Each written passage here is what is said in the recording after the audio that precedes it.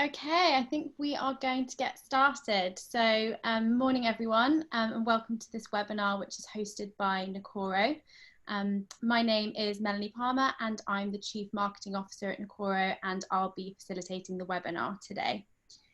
This session will focus on how to prioritize innovation for new customer needs, and we're going to be discussing three main areas. So, how customer expectations have shifted in the banking space, what innovation really means for banks in the current climate, and also some practical advice when innovating to respond to these customer changes. I am delighted to be joined by Crespo, former Chief Futurist and Digital Strategist at Nordea, and Nikolai, who's the COO at Nakoro, who will both be offering their expert insights from both sides of the fence. So how are you both doing? Great, it's great to be here. Thanks, Mel. Whereabouts are you, Chris, for this one? I am stuck in Vietnam, where I've been for the past 8 weeks, thanks to the pandemic, hoping to be able to get back to Denmark, where I'm usually based as soon as they open the airport. Oh, well, fingers crossed. And Nikolai, are you coming from somewhere just as glamorous? Unfortunately, not stuck in Vietnam. I'm stuck in London, but it's all good. I actually today I'm in the office where I go sometimes to pick up the mail and stuff. So I get out of the house, which is good as well. Nice. It's good for your mental health, that one. Yes. Cool. Okay, so before we get started, just a couple of housekeeping points to make. If you have a question to ask the panel, please just enter it on the Zoom Q&A feature. We'll host a short Q&A session at the end of the discussion. And also the entire webinar will be recorded. So if you miss anything or think a colleague would be interested in hearing it, the recording will be available to listen to again. Okay, so let's get started. We recently conducted some research that showed that 6 million people downloaded their bank's app for the first time during Corona lockdown. Chris, this seems to be the most recent entry on a long list of shifts in customer behavior. What are your thoughts on that?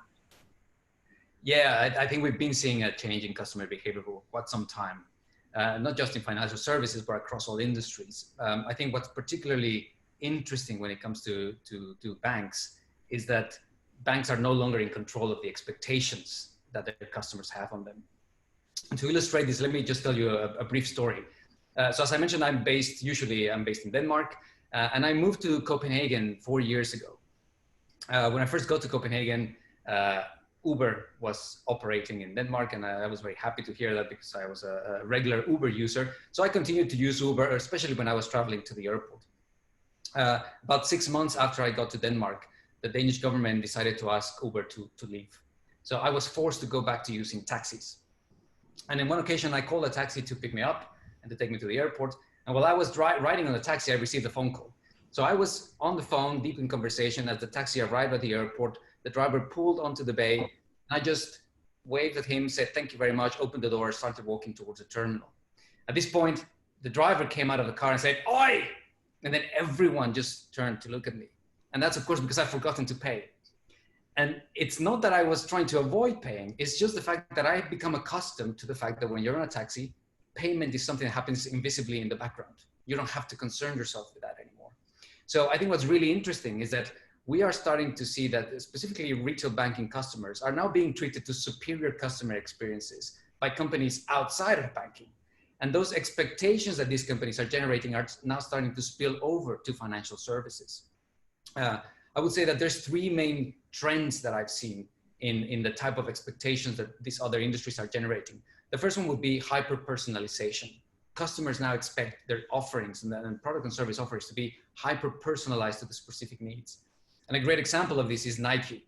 So today you can go onto the App Store, download the Nike app, and it will allow you to design a shoe from scratch. You can choose the materials, the colors of the insole, the lining, the color and material of the sole itself, to the point that you can create the shoe entirely from scratch, press a button, and have the shoe that you created delivered to your door in a couple of weeks. Hyper-personalization. We've also seen companies that have done an extremely good job at removing friction out of the customer experience. A great example of this is a company called Volt. In the UK, I believe there's a similar one called Deliveroo, who's, as you know, will deliver food to your house. And you can order everything directly from an app.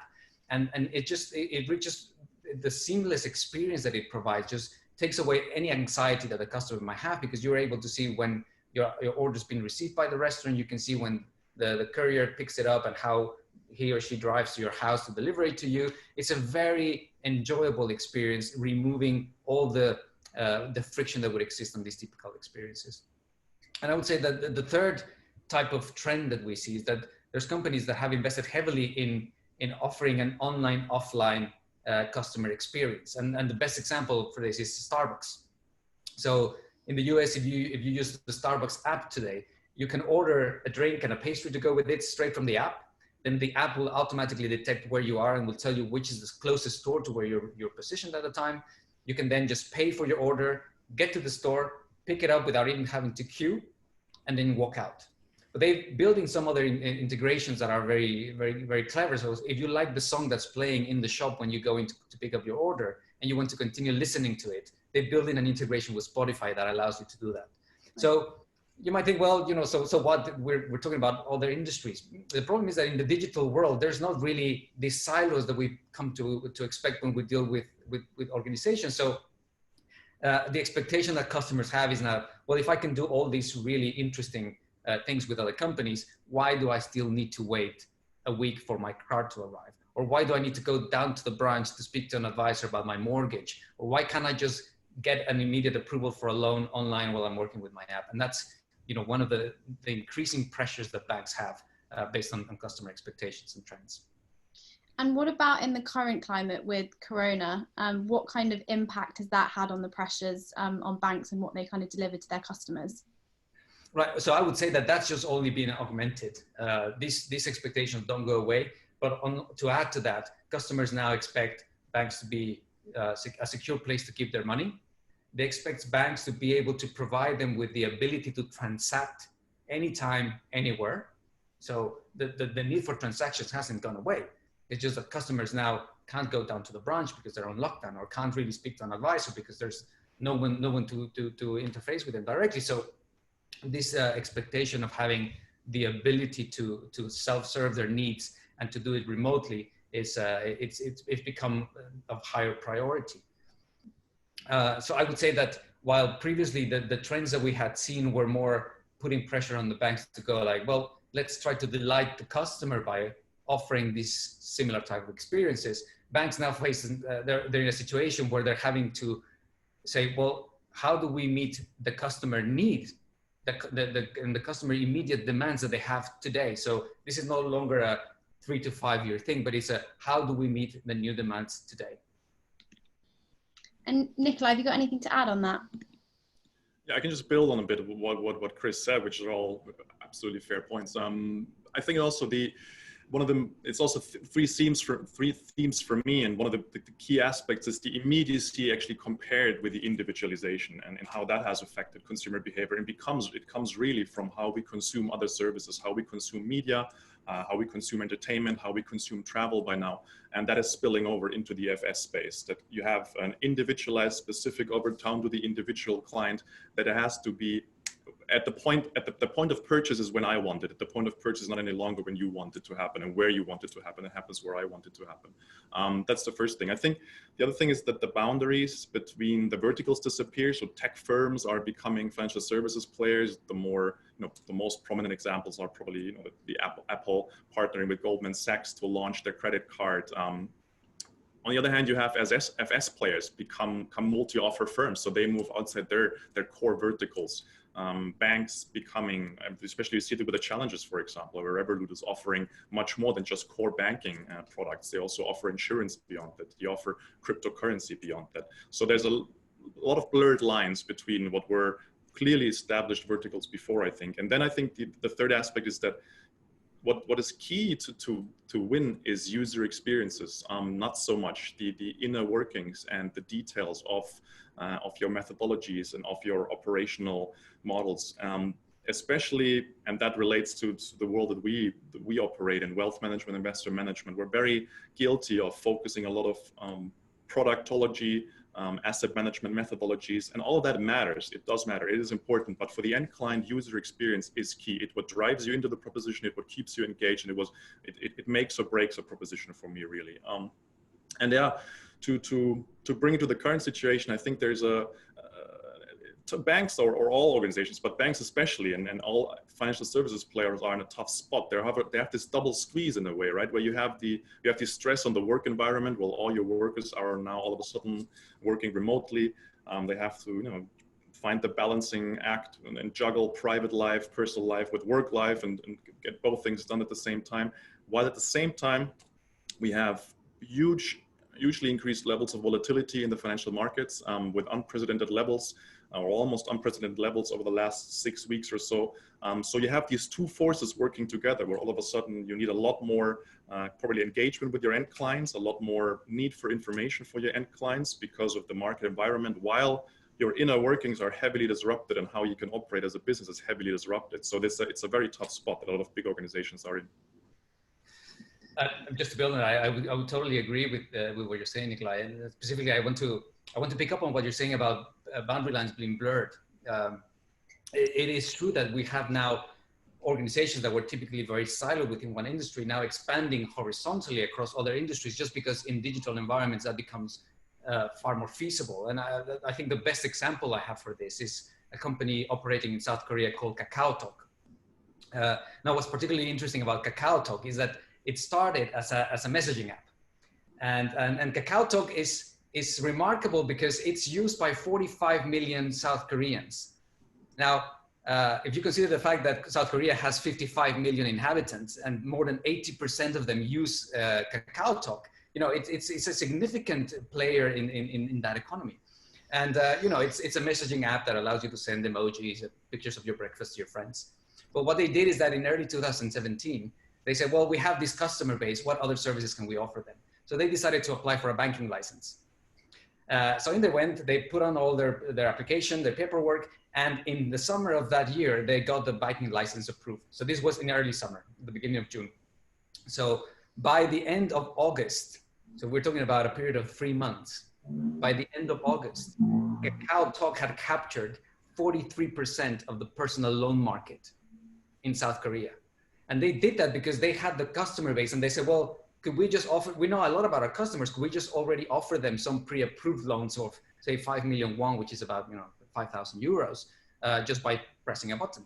And customers love that. So I think there's plenty of evidence of companies that are going across industries in these type of setting. Yeah, and I'm very sure that what drove people to also adopt the banking proposition of this firm is the great user experience they had before. Not so much that they knew exactly about the inner workings of how this company now operated as a bank, because that's, for the end client, is largely irrelevant. They don't know, and they shouldn't know. They shouldn't have to care that much, actually. It was down to a button. Just press here, because we've already done your KYC. We know who you are. We know that you're reliable. You've been pre-approved. So yeah, very convenient. So Nikolai, when you thinking about I guess moving across those boundaries, how does a bank keep up with innovation from competition within their own vertical, but also outside it? Yeah, you mentioned the keywords like inside the vertical and outside the vertical. So for me, addressing innovation for banks means really replying to or conquering or mastering 3 challenges or fighting against 3 challenging forces, really. There's challenges inside, there's challenges from within the industry, and then there's challenges from outside the industry, actually. So inside banks, we have this huge conflict. It's an inherent conflict of on the one hand, you are a regulated business. You run here in the UK and by the Bank of England and the FCA rules-run organization, and you have to comply with the rules of the game. And on the other side, you are a service business. By its very nature, adhering to compliance and regulatory regimes means a lot of a bureaucratic approach to an organization, whereas if you are the service business, it means an individualized approach, a specific approach to the end client to be able to address individual needs. So those two are inherently forces that work against each other. And innovating for a bank and for FS players generally means to find the fine line in this balancing act, of getting both things right at the same time. Then you have the challenges from within the industry, where here in the UK especially, but all over the world, we see challenges that, and you've just mentioned an example, Chris, in other country where challenges have really changed the rules of the game. And for the first time, they have actually shown a lot of end clients and consumers what's possible. They have shown them this is what you can do in this sector if you do it differently. So for a lot of banks and incumbents, it means really, because this is so inherently linked to technology, it means to play catch up in terms of the systems. It means catch up in terms of functionality, and it means catch up in, well, taking those things together in the approach that you have to deliver your value to the end client. And then finally, for me, it's also, there's challenges from outside. We always say, like, to thrive, banks need to behave and be a lot more like tech firms. And I think that is true, but then it's a lot easier to become a bank than it is to become a tech firm if you are a tech firm already. So the other way around is actually, I think it's easier to achieve because, and that has inherently and essentially has to do with the skill sets you have available within the organization, also the culture of the organization, the mindset that the mindsets that you can access in how you think of innovation as a concept. And that is something that is inherently different to the financial services space, to how a lot of tech firms operate. So in sum, these three challenges together, I think they make many firms quite vulnerable. And I think also it oftentimes shows that to gain traction and to push innovation forward, outside partnering, to take in outside approaches actually can be very helpful. And Chris, from your perspective, you've worked for banks, within banks. What's your perspective on this kind of approach? Yeah, I think there's a lot of truth to what Nikolai is saying. I think it's a very accurate diagnosis of what's really happening. In my view, what I've seen is that most banks, at least the large incumbent banks, have been sort of dragged kicking and screaming into the innovation space. And what I've seen is that in the best of cases, banks say, okay, well, let's do this innovation thing. So what do we need? Oh, we need an innovation team. So they will put a group of people somewhere in a swanky office, far away from headquarters, or in a type of hipster district, and then they will give them the task to innovate. So usually what happens is that these people will come up with cool ideas. They will use some gadgets to access some of the services, and they end up doing what's known as innovation theater. And of course, innovation theater, it is really not really providing any real business value. I believe that companies that seriously want to address the innovation issue, they need to think about it holistically. And I would say that there's three main areas in which companies need to be innovating all at once. I would say the first wave of innovation is concerned with how can we do less of what we do? How can we reduce our portfolios? How can we optimize our processes to be less burdensome and to be more streamlined, right? And that's is more of an optimization type of activity that looks for innovation in just slimming down. Then there's the aspect of how can we do things differently? And I think most banks are already getting to grips in some such shape or form in this. And this is basically looking at how can we as a bank continue to provide the same services that we've provided always, but in a different way. And this is when you have banks that are starting to engage with robotics, with automation, with data analytics and artificial intelligence to essentially make the process that enables the product and services much more efficient and much more scalable. And thirdly, I think there's the idea of doing different things. And this is where I think most banks really struggle, because this is where you're looking at innovation at the business model level. And if you think about banks have been operating on the same business model for the past 600 years. Banks make money out of charging penalties, fees, commission, and interest. And for the most part of it, in a negative interest environment where people are no longer willing to pay fees and penalties to the bank, that becomes a real challenge. So banks really struggle with looking at new ways of delivering value. In fact, most of the conversations I've had with bank executives, when you talk about new business models and new types of value, you just see confusion in their face, because they go like, well, what do you mean? We do deposits and we do loans and we do payments. What do you mean by new business models?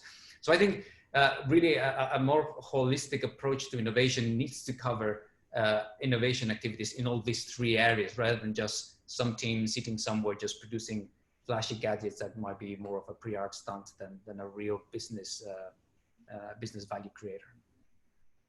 And what can they do to actually realize this? So you've got kind of the three ways of looking at innovation. When you actually want to, implement that within a bank, what are the things that you need to be thinking about, being aware of, and making sure that you can make these projects a success? Well, I think there's two main challenges that banks have in making this a success. The first one is a technical challenge. Incumbent banks have developed their services in legacy infrastructure. Many of them work on mainframe and have overnight batch processing, which makes it very difficult for them to offer real-time services to customers. So there's clearly a technical challenge there. But I believe that the more substantial challenge, and perhaps the challenge that has been neglected the most, is the cultural one. Because banks need to realize that in order to adopt digital transformation, in order to adopt innovation, they need to think differently. They need to think differently about how they provide value, and they need to think differently about the customer, right? Usually what you see is that banks that start engaging in a digital transformation will say, right, let's take some of our executives, let's send them over to Silicon Valley and let's expose them to some of the trendy companies that are there. So off go the executives, and they have meetings with Facebook, and they have meetings with Netflix, and they have meetings to all these companies that are really redefining what it is to operate in their industries. They come back to base fully inspired, and they say, right, we're going to copy what such and such is doing, or we're going to replicate their operating model in our organization. And then they kick off a transformation program without really realizing that what gave birth to those innovations and to those new business models and new operating models was a different mindset. So when they try to just bring ideas and then expecting them to see them in their organization and for them to flourish, they're really missing the fact that most of the organization might not be a fertile ground for these ideas to really take off. So I would say that organizations first need to start addressing the cultural issue, the mindset issue that they have, before they can really start developing these new type of value propositions for customers. And Nikolai, perhaps you can jump in from a technical perspective at the different options banks have to kind of integrate in a way that works best for their customers. Yeah, absolutely. I just wanted to say one more thing, because I don't want it to seem like we're hating on the lack of capability of banks to innovate, because they're for a large part, organizations, financial service organizations, are in this situation because of no fault of their own. There's the regulatory impact. There's also the huge impact of low interest rates over a very long time period on the business model. So I think there's a lot of exogenous factors that also have clearly weighed on these players and have not enabled them to be as quick and fast as one would hope, of course, in progressing. But absolutely. So talking about actually implementing innovation and going about also specifically technology projects that address innovation, I think it's a function of what skills do you have and can you actually pull this off? Can you actually pull this off? And how important is it to your organization? So what are you trying to achieve? What will be the outcome? How important is this for the core aspects of your offering? And there's really three options to go about it. You can build, buy, or partner. It's the classic trichotomy, basically.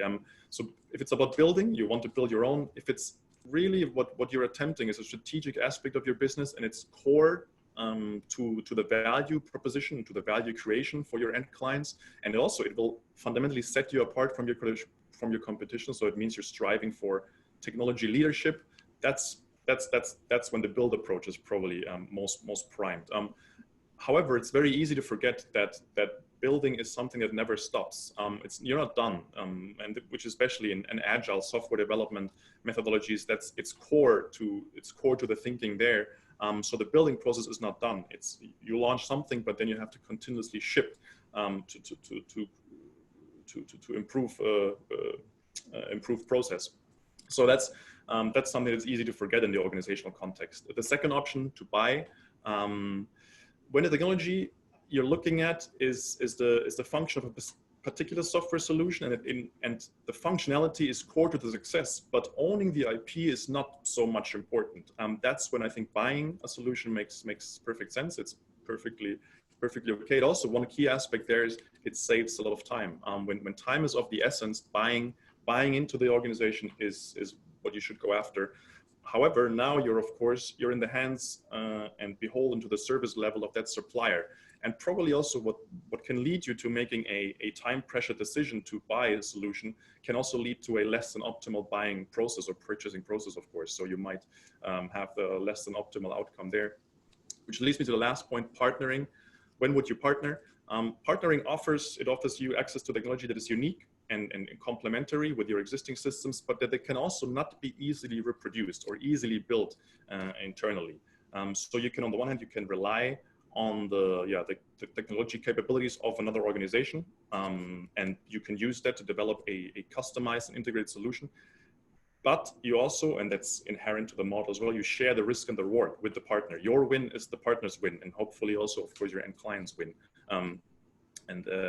So the incentives are very, very well aligned in this model. When we talk about investment, wealth management, the space that we operate in, these propositions are, I would say, clearly a case for partnering. And mostly these are not core differentiators. They're auxiliary services to what you currently do, your core banking, your core insurance offering. They're complementary to that, but they absolutely require technology that is very specific and that is not easy to build. So the partner approach is here the way to go. Yeah, and I would like to build on that, Nikolai. I think what I've seen is that banks are really struggling these days to attract top digital talent. And that didn't used to be the case. If you go back to the early 2000s, most of the top talent coming out of universities wanted to go work for consultancies and for banks. So that wasn't really a problem. But increasingly nowadays, the top talent, especially top digital talent coming out of universities, they want to go work for technology companies and for startups. So it is increasingly difficult for banks to attract this talent. And of course, partnering with organizations that do have these capabilities in-house becomes a very viable proposition. I remember a few years back, probably 4 or 5 years ago, the tune in banks was, the fintechs are coming and they're going to take away our market share.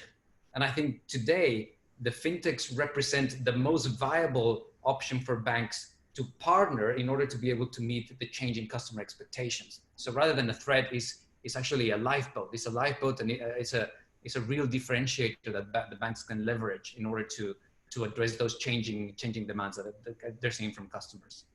I like what you said about how, I think the fear was that the fintechs are coming and taking market share. No, what's happening first is the fintechs are coming and they're taking the people that are now not going to work for you, and then they will take market share from you 10 years down the line. I think that's more likely. I had a conversation with someone at a conference, a real world conference, which is quite a while ago, as you can imagine. But they had just come out of a leading, it was customer experience, or I think a leading role in customer experience for a very big financial service organization. And one of the things they told me is when they started there, they came from a fintech or a smaller startup environment when they joined this big organization.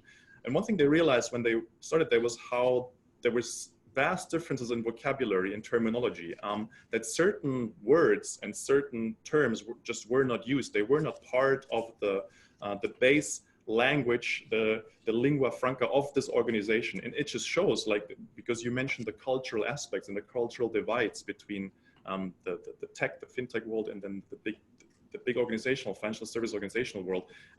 It shows the gaps that are there to bridge, and how difficult, if you don't even speak the same language, how difficult it is to bridge these gaps.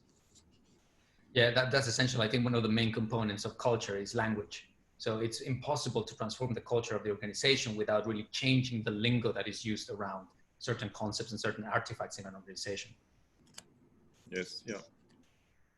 Great. Well, I think that's all we've got time for on the panel, because I think we've had a few questions come through.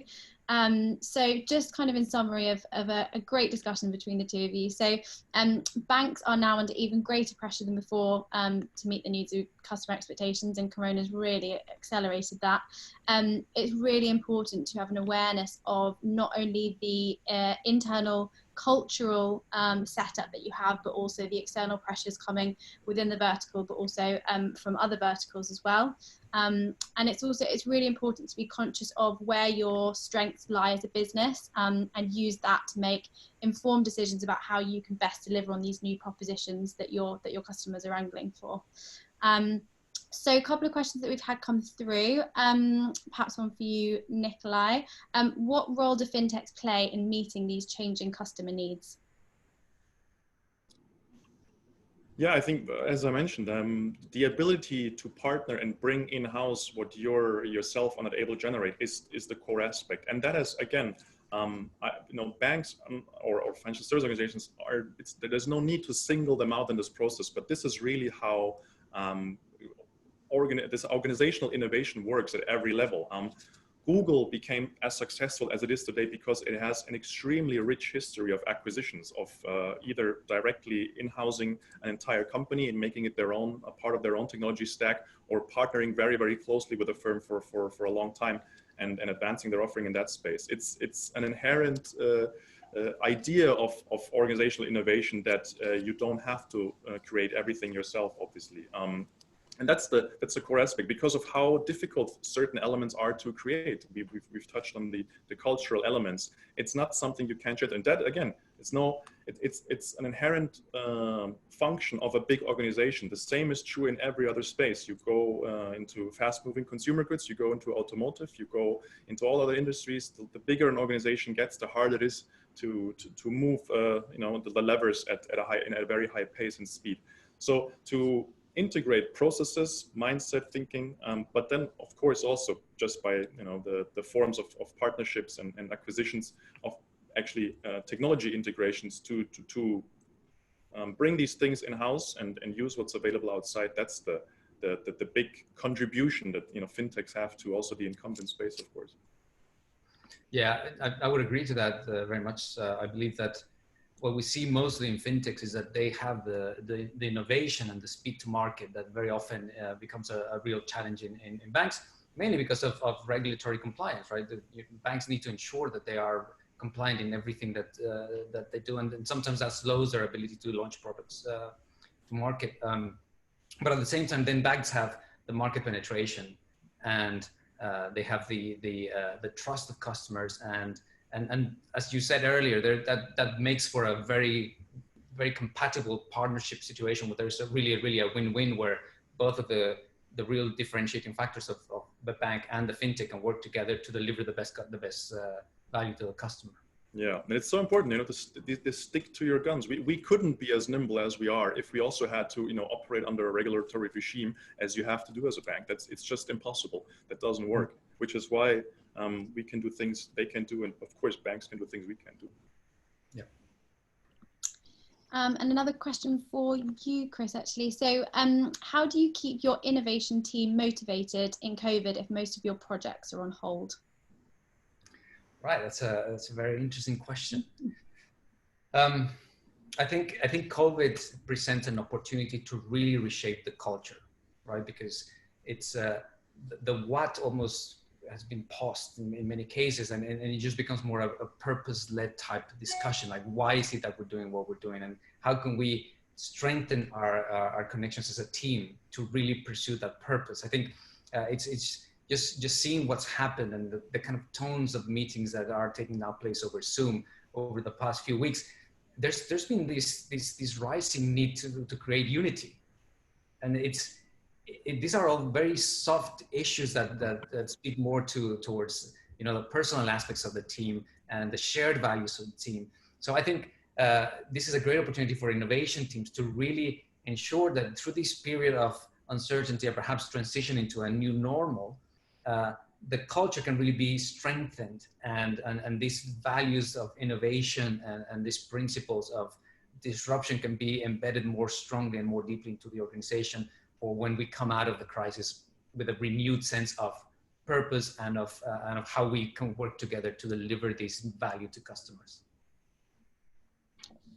And I think we've got time for one more question.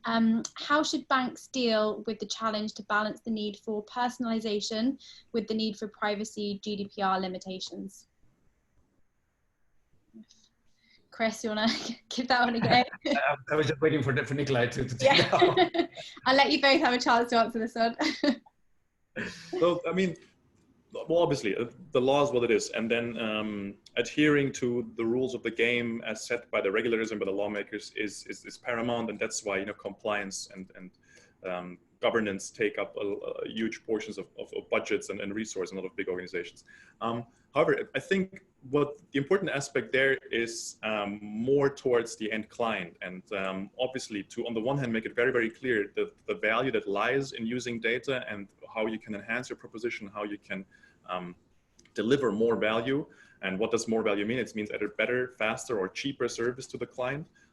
And to make that very clear, but also be extremely transparent. Like, where do we use your data? How is your data used? What is it used for? If people see the value that's delivered to them and what their data is used for, there's a lot of acceptance actually for the usage that is directly related to an outcome for them. What is not acceptable, and I think also it's just, this is also where the law sets the clear limits, is a use that goes beyond the proposition for the end client, but goes towards a third party or towards a use that has no direct relation to the value creation or to the proposition for the individual end user. So I think there's a, I understand the skepticism, and from both from the organizational side, but also from the end user side. But I truly believe in if transparency is a part of the approach and is used as you know, as much as possible and clearly communicated, then people are willing to have their data used to if it gives them an advantage and it gives them a better outcome for what they're consuming. Yeah, I agree, Nikolai. I would say that in this case, there's always going to be security concerns, no matter what you do, and there's always been security concerns, even when there was no digital anything, right? So security just is a challenge that evolves, and it should not really be a showstopper. It should be just more an opportunity for organizations to find solutions and alternatives to minimize the risk of security breaches. But then at the same time, I think there is this significant opportunity to deliver new value to customers just by getting access to data, of course, with customer consent, and of course, by looking at this radical transparency that is now basically the main currency for building trust in organizations. But there's good examples of banks that are really leveraging that ability to use customers' data to deliver more value directly to the customers. And of course, doing that within a framework of data protection and security that enables customers to trust them, but also to benefit from an increased service and increased customer focus that these organizations are able to provide. And we've got one last question. I think we've got time for to squeeze it in. How do you think about startup roles in the innovation cycle of banking? Is it overrated? Was it startup roles? Yeah. I'm not sure I understand correctly, but like, so one thing I notice here a lot is, and I'm not sure if that's what meant by the question, but when Chris mentioned it before, actually, is the innovation capacity of big organizations and how that often happens outside the core firm, where you have an innovation lab or an accelerator, and Chris called it theater of innovation. It's an interesting term, and that it's something I've noticed here a lot. We are here, our office is in Moorgate, in the heart of the city of London, really, and then a lot of firms have their headquarters out in Canary Wharf. So what happens here is, because the tech scene is really a bit clustered around here, the city as well, and the Shoreditch area, is that you have a lot of the big FS organizations have established tech hubs or innovation labs or accelerators here in the city. And the conversations you have here, they have a very different tone to when you meet the real animal out in Canary Wharf, which I find very interesting. There's a sort of divergence between these two bodies, just also physically being dislocated, but then also, again, if you've taken innovation outside as a department and put it somewhere else, then I would say, like, you've missed the point a bit. It goes. It does not help with all the things we talked about of how it is important, to make this a constant stream of influence on all processes across the entire business. Just setting it up physically somewhere else is already, I think, is a part of the testament to that. I think you're right in the sense that innovation needs to be part of the core of the business. But I think specifically when talking about startups within organizations, if I understand it correctly, that's talking about entrepreneurship. So being an entrepreneur inside an organization. And what I've seen is that very often unless there is a separate structure that feeds that unit, and I'm talking separate budgets, separate governance, separate teams, what ends up happening is that if they're not let's say behind a Chinese wall that ensures that they have the resources and the capital necessary to develop those ideas, the main business model and let's say the cash cow of the business ends up taking priority. So there's very few managers that will be happy to say, yes, you can take 2 people from my team for 6 months, and I won't be using them, because the reality is that most people are still incentivized to perform according to the existing business model. So I think very often incentives are not very well aligned when it comes to creating these spin-offs internally, because the cash cow will always be the one that is demanding more resources, more attention, more capital. So it could work, but I think it requires to have its own microstructure that enables it to perform and operate and make decisions according to a distinct set of objectives. Great. Well, I think that is all we've got time for. Are there any last comments that either of you would like to share with everyone? Oh, well, just to thank Nikolai for organizing this. It's been a really insightful discussion, and really enjoyed having the opportunity to discuss this with you. Oh, good. Well, it's a pleasure to have you on here. Nikolai, anything you'd like to add? No, thanks for putting this together. Of course, I'm very excited to see what the future is for. Now we do webinars. We don't do panels anymore. Now events are moving virtual. We see how that works. At the moment, we all kind of figuring out how to go about it. I'm very excited to these things happening in the future. And this was great. Thanks for coming on, Chris. Of course. No, thank you for having me. Great. We actually didn't manage to get to all of your questions. So if you have something pressing or you want to chat about anything in the discussion, you can contact us at hello@nokoro.com, or you can find us on LinkedIn @Nokoro. And just to remind you that the webinar recording will be available in the next 48 hours, and we'll send that out to everyone who's registered. So thank you so much for joining us. Thank you, Chris. Thank you, Nikolai. We hope you will have a great day. Thank you very much. Same to you. Bye-bye.